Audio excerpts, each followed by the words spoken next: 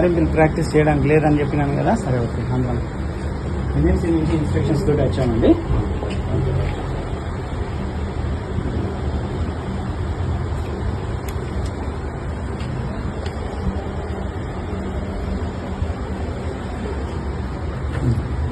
ఇదేమి ivy క్యాన్లనా fluids ఉన్నాయా?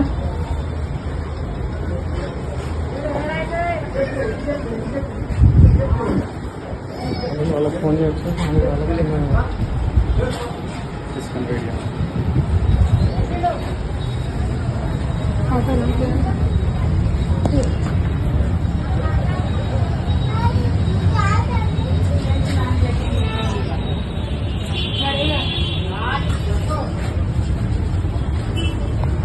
ఏం పేషెంట్ అమ్మా, మీరు ఏమైంది, మీకు ప్రాబ్లం ఏమి? జ్వరం ఎప్పటి నుంచి ఉంది? 2 రోజుల నుంచా? ఇక్కడ అడ్మిట్ అయి ఉన్నారా?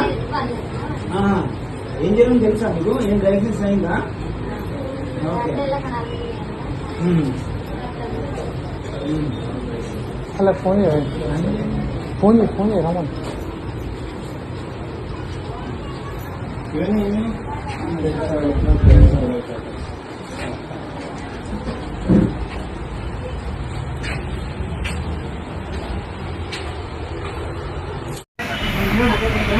మారని కొందరు ఆర్ఎంపీ పనితీరు. రాష్ట్ర వ్యాప్తంగా ఉన్న ఆర్ఎంపీలకు ప్రభుత్వం వైద్యాధికారి పరిమితిని దాటి వైద్యం చేయొద్దని ఎంత చెప్పినా కానీ కొంతమంది ఆర్ఎంపీల తీరు మారడం లేదు. ఇంజెక్షన్ చేయకూడదని చెప్పినా కానీ కొంతమంది ఏకంగా నిషేధిత మందులు వాడుతూ సెలైన్ బాటిల్ పెడుతూ సంపాదనకు అలవాటు పడి కొంతమంది ఆర్ఎంపీలు వలన పరిధిలోని వైద్యం చేసుకుంటున్న వైద్య వ్యవస్థకే చెడ్డ పేరు వస్తుంది. ఆర్ఎంపీ వైద్య సంఘం అధ్యక్షుడు, వైద్య సంఘం నాయకులు మీటింగులు పెట్టి మీకున్న పరిధిలో మాత్రమే వైద్యం చేయండి ఎంత చెప్పినా కానీ కొంతమంది ఆర్ఎంపీలు తీరు మారడం లేదు. దీంతో సంఘం నాయకులు తలపట్టుకుంటున్నారు. ఆర్ఎంపీలు కొంతమంది చేస్తున్న నిర్వాహకులని అధికారుల దృష్టికి తీసుకుపోతున్నారు. కొంతమంది ఆర్ఎంపీ డాక్టర్లు టీజీఎంసీ మరియు ఐఎంఏ బృందం ఆత్మ తనిఖీలు నిర్వహించిన పట్టణం ప్రాంతంలో ఆసుపత్రులు